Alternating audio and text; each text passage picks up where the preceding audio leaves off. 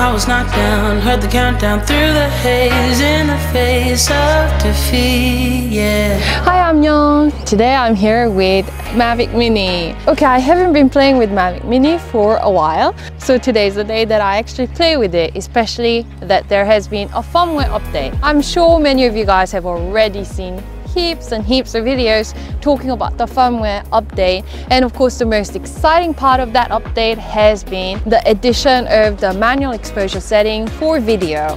So I've connected everything. So right now I'm inside the app, and in the video I usually have it always on at 2.7K, and to be really cinematic, let's choose 24 frames per second.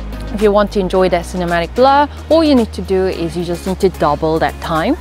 So 24 frames per second video will need the manual shutter speed to be 1/48th, but I guess 1/50th is fine.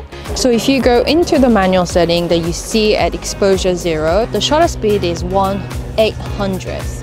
But that's going to be really fast, so you're not going to enjoy the cinematic blur. So what I'm going to do is set the shutter to 1/50th, but at ISO 100, which is the minimum already, the exposure is already plus 2.3. It's way too bright. So here I have all day 8-pack from Freewell, the ND filters as well as CPL filters that can be used with Mavic Mini. So let me put on ND 16.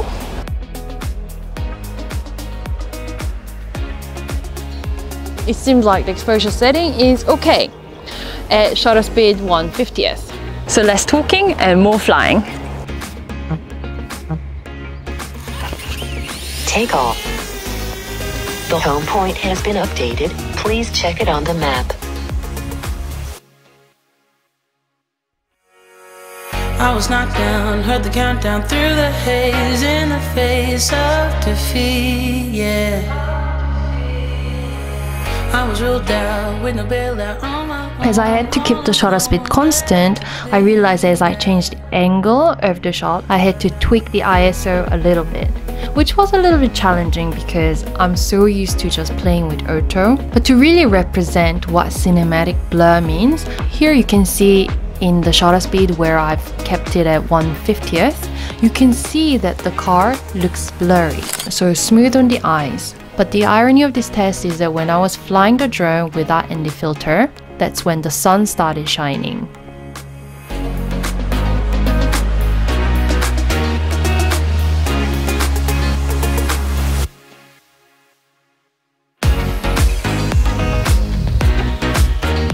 So now is the conclusion and giveaway. So you guys better listen to me carefully. So I'm also using this microphone to make sure that you guys can hear my voice very clearly.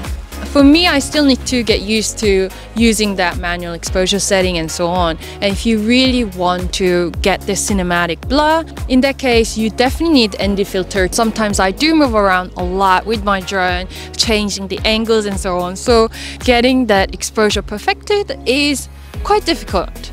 But we need to practice if we want to get to the next level. So what I'm going to do is do a giveaway to 2 lucky people.